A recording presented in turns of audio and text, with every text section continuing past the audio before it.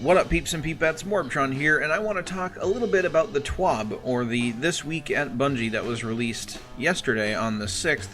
Now, usually I don't really make a whole video dedicated to the TWAB, but there's a lot that was released and a lot that was talked about in the TWAB this past week, or yesterday, rather, that I wanted to get out there, so in case some of you don't read it, you'll at least have the more pertinent, good information delivered to you via my YouTube channel.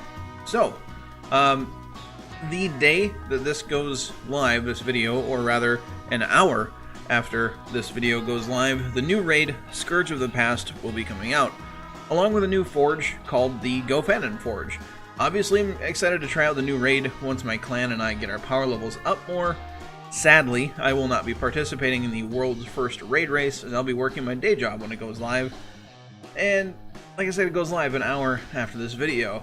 Personally, I'm more excited for the new forge, the Gofanon Forge, wondering if there's going to be new weapons to be able to craft through 801, or if we will have to wait until next reset to get the opportunity to craft more. We'll have to wait and see, I guess.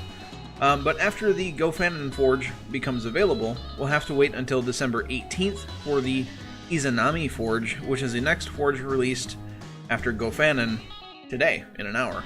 However, we won't have to go a whole 2 weeks, or 1 week rather, for more content to drop, as the Dawning Seasonal Festival will be returning to Destiny 2 on December 11th, which is the next reset day. It will be available to everybody that owns even just the base game of Destiny 2. It's not locked behind any DLC. Personally, I'm curious to see how different this year's Dawning will be versus last year. Eververse has changed a whole lot since last year, and since all the negative backlash that Bungie got from last year's Dawning event, so we'll have to wait and see. 2017's Dawning loot, a lot of it was locked behind direct purchase through Eververse, and a lot of the quests, the daily things that we got for the event, provided a different loot pool of stuff to grab from. So the only way to get a lot of the Dawning stuff was to either grind a whole bunch of levels or spend money on silver. I do know there will be a new legendary heavy machine gun for everybody to grab, so hopefully it's a good one, and it's something rewarded to us through a Dawning quest line and not just handed to us underneath some sort of tree. Other than that, hints at content releases aren't the only thing that the TWAB brings us this week. Changes are coming to power ammo in the Crucible and other things that are getting tuned. I'm not going to go over every single change. There will be a link down in the description for the entire TWAB if you want to read over it, but I'm going to go over the big ones here at least. First one I'm going to mention is Nova Warp is going to get adjusted in a patch in late January. No details on it yet, but Bungie did say, or Josh Hamrick specifically, who is the lead for the Sandbox team, said that the super is way too popular in the Crucible, and it needs to be tuned and adjusted to bring other supers back into the playing field for Warlocks, and personally, I can't wait. There's no details on it yet. We don't know exactly what's going to be changed about the super. We're going to have to wait. We do have a little bit of time, almost 2 months, before that change actually happens, so hopefully we'll get more info before then.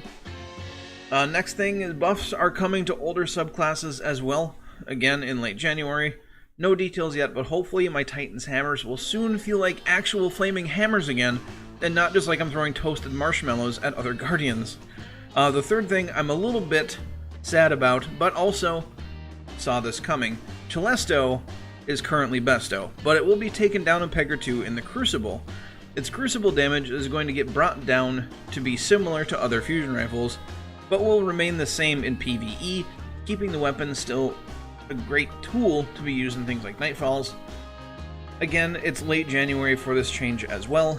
Now personally, I think it's a good thing for the weapon to get brought down. I did love using Telesto in the early stages of Forsaken, before it was kind of discovered to be more of like a meta cheesy weapon.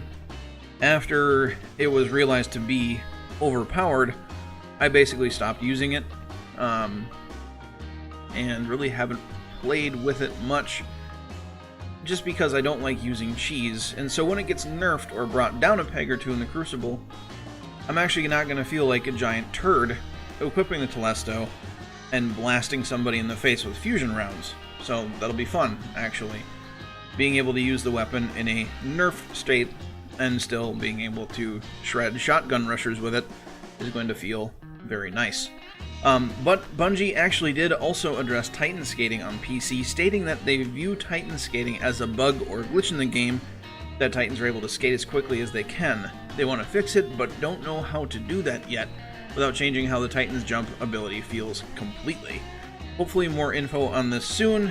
Even as a Titan main, I feel like skating is cheesy, and oftentimes is game-breaking, and is exploited way too often in Crucible, making the experience kind of garbage for a lot of people.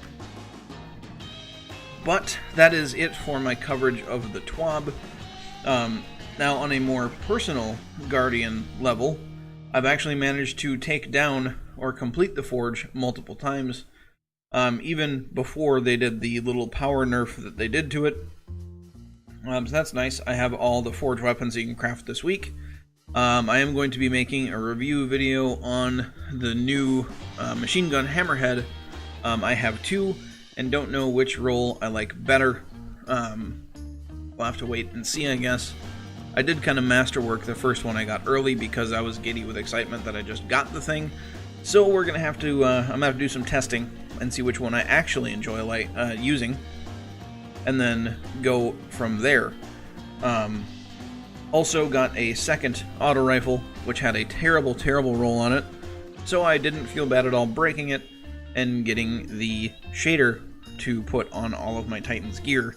I think I bought something like 80 shaders, duplicating that one after I unlocked it just because I like the thing so much. I wish the red was blue, but I'll take what I can get. It's a very, very nice looking shader, and we haven't had a mostly dark shader in the game yet without some sort of other stupid color along with it, and it's nice to see it. But that is going to be it for this video. If you liked it, if you want to see more of a news style video from me in the future, a positive rating is greatly appreciated. If you're new to my channel and you want to see more of my content, hit that subscribe button for me. But do not forget to have a good day, everybody, and I will catch you all next time.